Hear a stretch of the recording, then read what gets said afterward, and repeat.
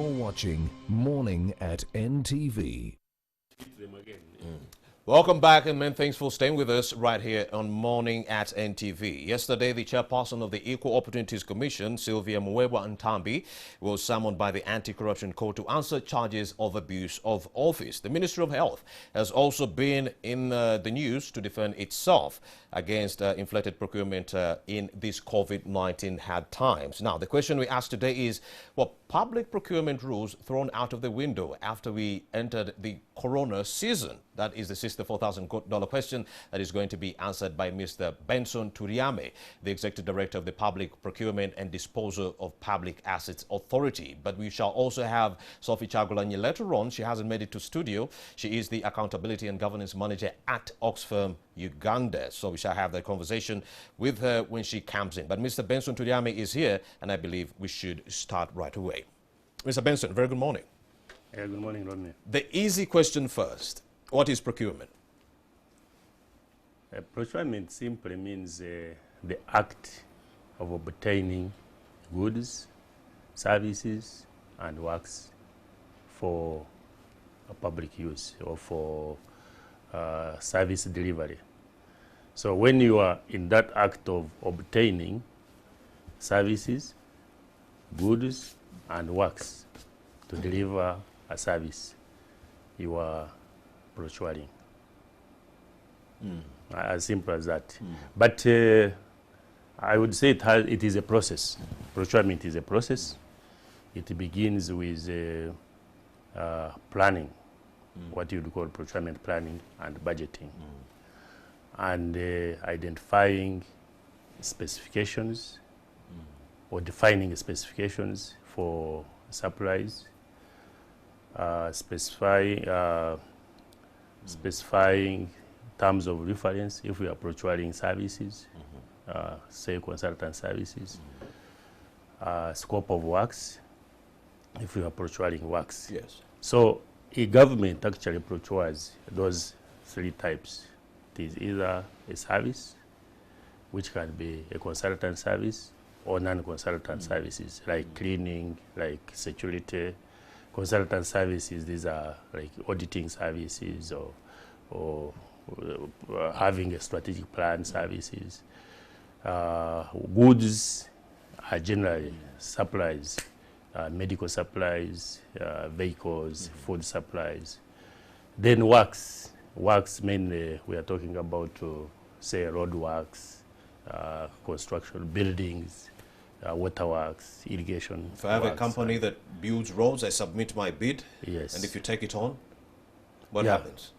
It starts with the entity, because you will not submit without an invitation.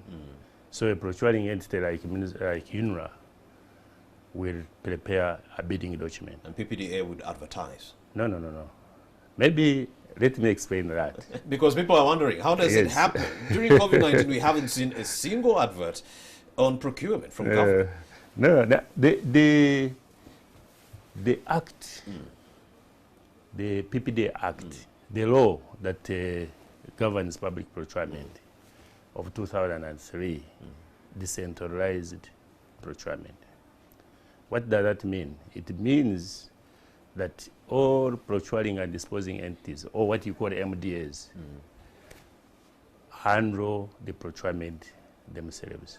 If it is Ministry of Education, if it is NSSF, if it is a rural regional referral hospital, they handle procurement themselves, right from the procurement planning, invitation to bid, and also working out those specifications, because they have expertise. The user departments work out specifications and then advertise. So the advertising is done by a procuring entity, an MDA. And they have a bidding document. The only role there of PPDA is to have a standard bidding document. We usually have, we produce standard bidding document, which we distribute, so that there is some uniformity in the way procuring entities are doing this business. Yes. So when they advertise, you, as with your firm, you submit your bid. in response to the requirements in the bidding document. When you submit your bid, of course there will be others who will submit bids. Then you are evaluated against the criteria that you already know in the bidding document.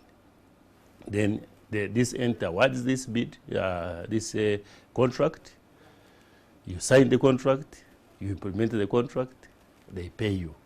So PPDA is not involved in that process. PPDA is the bidder themselves. It's a bidder and the procuring entity, say KCCA. So PPDA is a regulator. It provides an oversight in a manner that this procurement process that you are in, where the entity and the bidder are the key parties, is the process transparent, is the process fair, does the process promote competition, is the process, does it deliver value for money. So we are only at the edge to ensure that this process is delivering value for money to this nation. If there are complaints in the process against irregularities, then also we come in to address those complaints and see whether actually you as a bidder who is complaining has a case or not. Some of the complaints at times are dismissed. Actually, most times are dismissed because some bidders are disgruntled about the outcome. But at times, you need to understand the criteria that you are going to be evaluated against.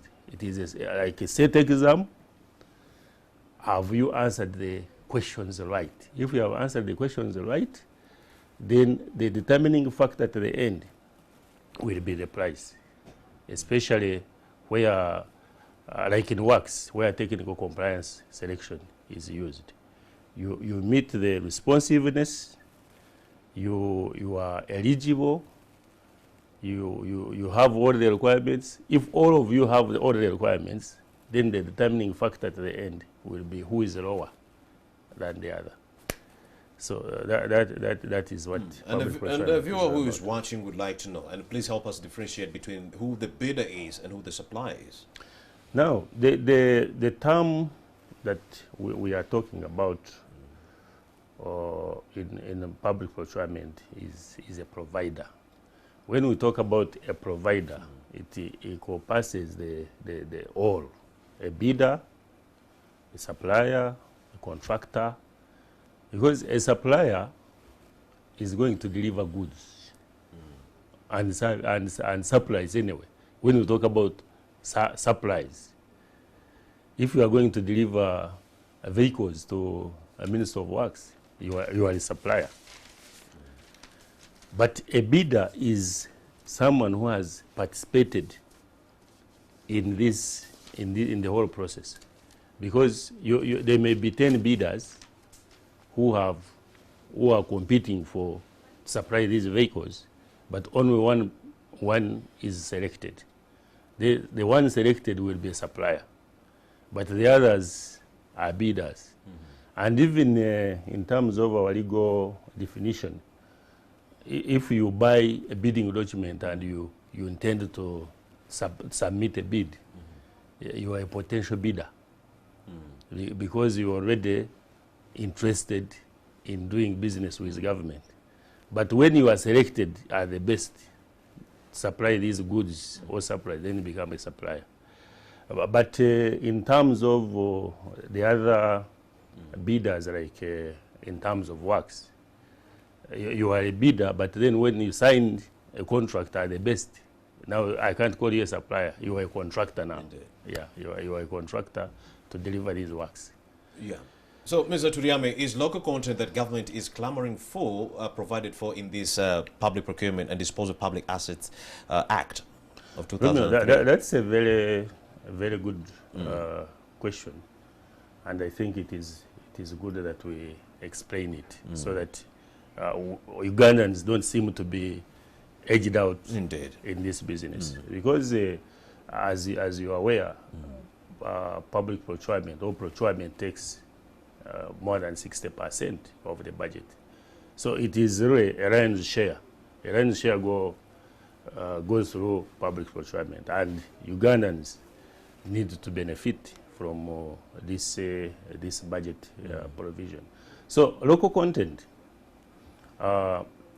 in 2014, the PPDA Act was amended, and the provisions of local content were put. And we are talking about preference and reservation schemes. There is a whole section in the Act, section 50 and 59 of the Act. Those two sections provide for preference and reservation schemes. And because of that provision, we went ahead as PPDA. We are mandated to issue guidelines to government entities on how to simplify and implement some of these provisions in the Act.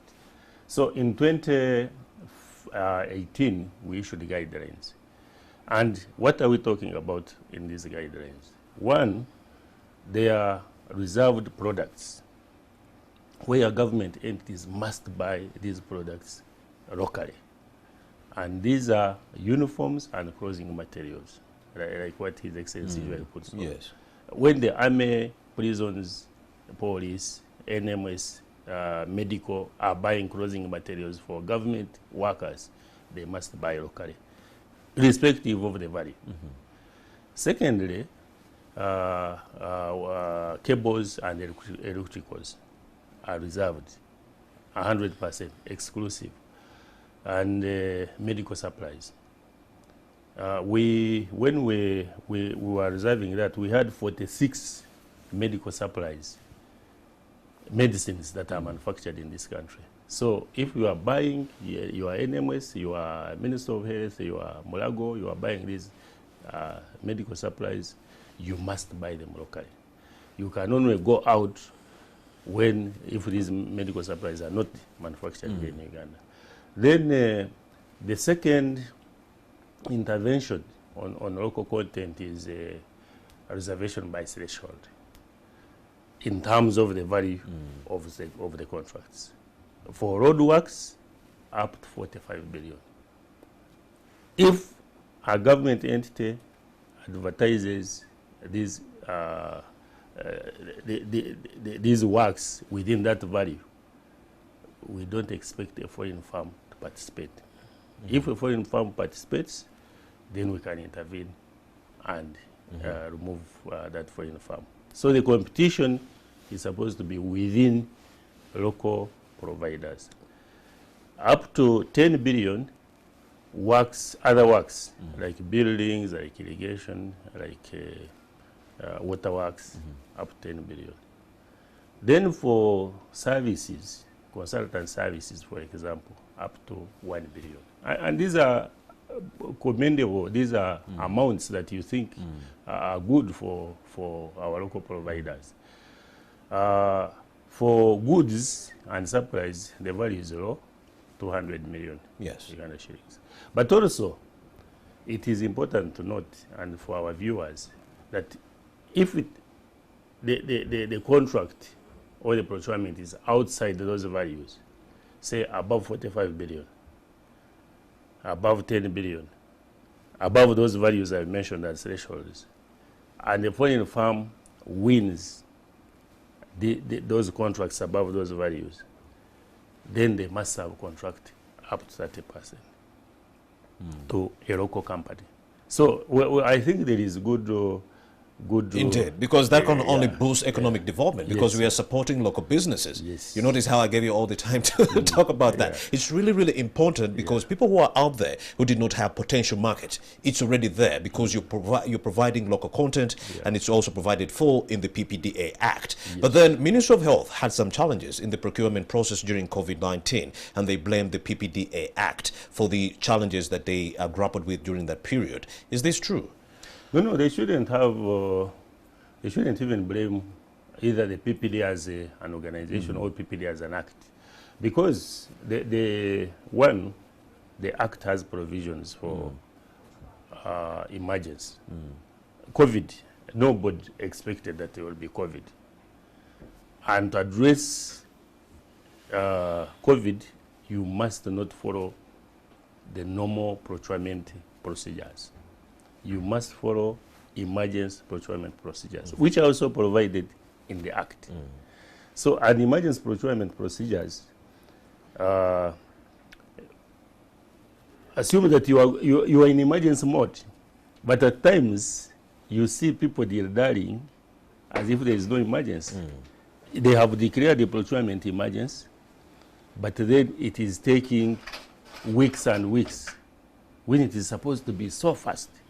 But I know some of the challenges that the Minister of Health had, because first of all, some of the demands were global.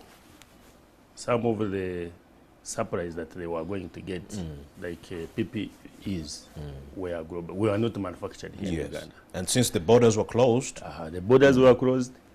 The airport closed. The demand, the global market was high, and therefore you need to be very attractive and competitive to penetrate this global market. The challenge that has been there, which we worked with Minister of Health, was requirement to advance 100%. You want PPEs from a country, from a manufacturer, or from a supplier outside this country. They say no, because of the demand, global demand, and the distorted supply chain. They say we want 100% payment before we deliver. But the good news is that now, yes, we are making our very own PPEs. Could they have been alluding to the fact that when these companies were making the face masks, it was hard there were some challenges in the procurement process that made it longer for them to attain the face masks? Could that have been the reason? No, and that is the advantage of, I would say, the benefit of having COVID here, because people have now seen where to invest. The borders are closed, as you said. So how do we have local investment? And the issue mainly would be what I started with, specifications. What are your specifications? Do you have clear specifications so that a bidder, this manufacturer, can respond to the specifications that will serve the purpose? And that is it. Let's talk about the qualification, Benson Tureyami. Is everyone qualified to be a bidder? What is the criteria? No, if you we are talking about the government business, and you need to participate and get this money from government. But there is what we call the first area is eligibility. Are you eligible? And the eligibility criteria mainly emphasizes, are you registered company? Are you registered to do business here in the country? Are you paying taxes? Do you pay your trading licenses? Because you want to deal with, you don't want to deal with a briefcase company. You need to deal with someone known. But also, there are issues of administrative and administrative compliance. There are issues of technical compliance, and that is where we have serious problems. If you are going to supply tractors, let me say, or road equipment, have you ever supplied this road equipment? Do you have a financial muscle to supply this road equipment? Because the government, in all cases actually, they can advance you some money, but they will not give you 100%. So if they advance you, say 30%, and they need you to deliver this road equipment worth billions, do you have the financial muscle to deliver? Have you ever anyway delivered such in the past 3 years or in the past 5 years? What is your experience? What is your turnover? Do you have audited accounts, and do you submit returns to URA? So those are some of the both eligibility and technical requirements. If you are going to do, there are some works, for example, which are highly technical. You want to do a bridge but you have never done a bridge. So the government wants to know, where did you do this bridge? And then they do due diligence, confirm that you have that experience, and then you can deliver, and you have the financial resources to deliver, and the technical in terms of personnel. If they are like engineering works, we have personnel to deliver this government works. And we have seen some companies which come with that. They have very beautiful bidding documents. They submit very beautiful bids, but when it comes to delivering, they don't deliver. Mr. And the reason is because you have not done due diligence to these companies where they had. Mr. Benson Turiame is the Executive Director for the Public Procurement and Disposal of Public Assets Authority. And we're talking about how procurement can actually skyrocket economic development in Uganda. Mr. Turiame, let's talk about another contentious issue. The bidders are actually grappling with some challenges. When they come to you, what are some of those challenges they talk about on a daily basis that they grapple with during the procurement process? The biggest challenges that are facing bidders, one is the highly and complex requirements, and that is within our mandate. If you put a procuring entity, a ministry, a parastatal is putting a bid, and they are putting requirements that can't be easily meet or tailored some specific bidders, because we are in a smaller market. So if we tailor these specifications, your requirements to specific bidders, then bidders come and complain and say, no, this bid is not competitive. It is tailored to a specific bidder, or the specifications or the requirements are skyrocketed. We can't compete. Then we come in and advise the entities to scale down so that they can allow competition. But the other challenge, of course, most of our bidders don't have financial resources. When they say submit a bid security, to get a bid security from the bank, you must have money in the bank. To start the project. Yeah, that's the project. When they say submit a performance security, because when you get an award, again, the government wants to safeguard themselves. They say, yes, we have given you the contract, but we need you to put a performance security, so that if we fail to perform, government will cash this performance security. And some bidders also fail to get that because of the weak financial muscle. And that we have been really having problems with forgeries. Some bidders go away astray and start forging some of those securities, and when we get to them, of course, they are blacklisted. The other issue are issues of capacity in terms of personnel, especially like in local government. When they want registered engineers, there are very few registered engineers. And the government wants to work with people that can be controlled. If you are not registered, you are not controlled by any organ, then at times it becomes difficult. And most actually, especially in local governments, they fail to get these registered engineers to participate in their bidding processes. I've had serious concerns, especially with foreign firms, where they say that they are the agents, what you call power brokers, who claim to know everybody in this country, and they want to connect you to every office, and that, of course, is a matter that will increase also the cost of business. If a foreign bid is having an agent or a broker in the middle, they will not incur this cost themselves. They will add it to the cost of the contract, and it is a problem. Our foreign bidders need to understand that you can get business in this country without going through any power broker. Mr. Benson Turiame, what about the problem of corruption? At NMG, we are getting information that powerful bidders who have some money, like you mentioned, are showing up with a lot of money to bribe officials to give them the contracts, of course, or the bids. Now, that is at the expense of the poor ones, like you mentioned, who have no financial muscle. So they do not have the money to bribe these officials to get the deals. Could this be true, that there is endemic corruption within PPDA when it comes to awarding these contracts? We can use that background. You can use that background that saw Jotham Tarima embroiled in that scandal with PPDA. They were trying to procure 8,000 square miles of space to actually store printing ballots. But then they ended up getting 2,000 square miles of space at an inflated price, 3 times bigger, from around 8 to around 20 plus something million.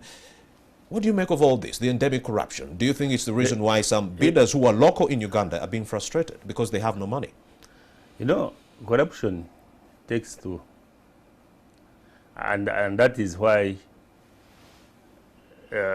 we need to be very, very careful when we are discussing issues of corruption. Because in many cases, the allegations, even when complaints come to PPDA that this process was corrupted, you want to get to the bottom of it and say who was involved in this corruption scandal. Even when you interview the person that is claimed to have given that, they say has facilitated this corruption, say no, because they know legally, maybe the law may need to change. Legally, the giver and the receiver are both culpable. So they will all deny the giver, the claimed giver will say, no, me, I've never given anything. The receiver will say, no, I've never received anything. So it becomes very difficult now to get to the bottom of that allegation. But the cases the case you referred to, when a tender, that's a matter of electoral commission. I think the issue was mainly on the money that was inflated. Yes. No, the entity that had.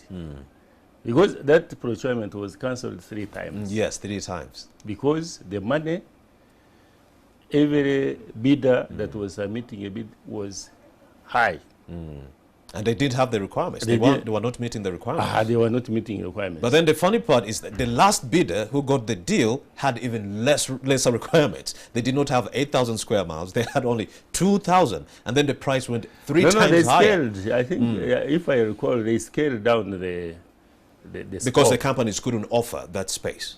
Yeah, the company didn't have the space. Actually, nobody had the space in the first place. None of the bidders had the space. Secondly, they had only 6 billion. I remember that case. They had only 6 billion. So they couldn't buy even the space they were looking for. That's why at one point, I think they had to remove office from stores. Indeed. They had to separate the two so that and I think, I'm not sure what happened, but they abandoned the office. I want also to clear the air when you say PPDA corrupt. Because PPDA is just not a few involved. people in there. And the good thing I like about that case is that you were actually carrying out investigations on your own as Benson Turiame. But then the elements on the other side were trying to fight you. But I like the fact that you tried to play it very, very calmly. Yeah. So besides that, what measures are you putting in place to phase out corruption in the lower ranks or even the upper ranks? Now, we have gone in automation. The public procurement and the global, the world over, even our not only in procurement. If you look at URA, you look at KCC, you look at registration, you look at land, automation, I think, is the answer. So that there is no interface between me and Romeo. Indeed. And there won't be a vehicle now to drive these corruption tendencies. You are not going to send me an email and say, I need this money, because you will have actually put it on record, so it can be used against you. So we are going automation, procurement, process is going to be automated. And what that means, you are in US, you are in Mbarara, you are in Karamoja, you can submit your bid. You can receive the invitation online. You can see the requirements online. You can even do payment online. You submit your bid online. Yes. No interface. So automation of public procurement processes is going to be the answer for that question of corruption. Let's also use the example of Sylvia Muwebwa Ntambi, the Equal Opportunities chairperson who is in court right now battling charges of fraud. What do you make of this case? It's on procurement and charges. Matters of court, I think, spare. Is that how things work? I mean, procurement processes. We're wondering what is happening now. I'm not even familiar with that case, by the way. I know the Equal Opportunities Commission had issues, but the chairperson, I'm not familiar with that case, and I think it would be prejudice to discuss a matter which is in court. Indeed, but Sophie Chagulanyi was making her way to the studios to, enlighten us on this topic. But Ms. Sophie Chagulanyi, the governance and accountability manager at Oxfam Uganda, was unable to make it to studio. But let's continue with this conversation. Sylvia Ntambi Muwebwa is still grappling with those charges. She was summoned again today. She did not show up yesterday, so she was summoned again. She'll be heading into court to answer those fraud charges. Maybe tomorrow, if Sylvia Chagulanyi can make it to the studio, she can help us make sense of the what is happening within the Equal Opportunities Commission. Help us understand how procurement has been done during the COVID-19 pandemic and how the pandemic itself has affected your activities as PPDA. Now, first of all, the COVID-19, when Uganda declared it a pandemic in March, around 20th March, the procurement activities were seriously affected. One, because offices were locked, accessibility, movement was stopped, and our online system is not fully developed. The automation I was talking about does not actually cover the whole country. So it's not going to be 100% helpful. Not. We are doing it in phases because we started actually this financial year, and we are the automation. You wouldn't go full swing. Indeed. At a go. Because so we are piloting with 10 entities first, then move gradually. Because the biggest problem right now, I think, is internet proliferation within the country. Many of the bidders within the rural areas would be sidelined if this is automated. They do not know or how to operate gadgets. They are not technologically savvy. Don't you think this is a challenge, especially for our rural bidders? Yeah, and the accessibility. And some of, I know NITAU is doing some good work in terms of access, yes. Taking the infrastructure to most of the district headquarters. But as we said, internet connectivity is still not very, very robust. And we are still on COVID. We had to we guided the entities on how to manage, and we allowed actually the online submissions. The contracts that were ongoing were seriously affected, especially works contracts, where they needed to get supplies, installations from abroad, and therefore delays.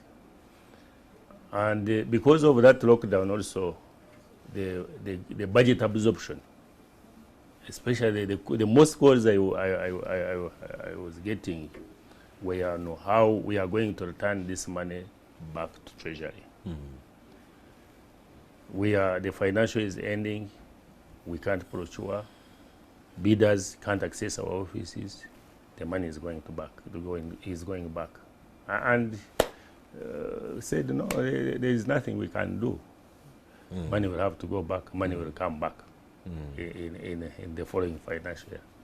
So that is how it affects. But also in the emergency, we allowed emergency situations where entities had challenges.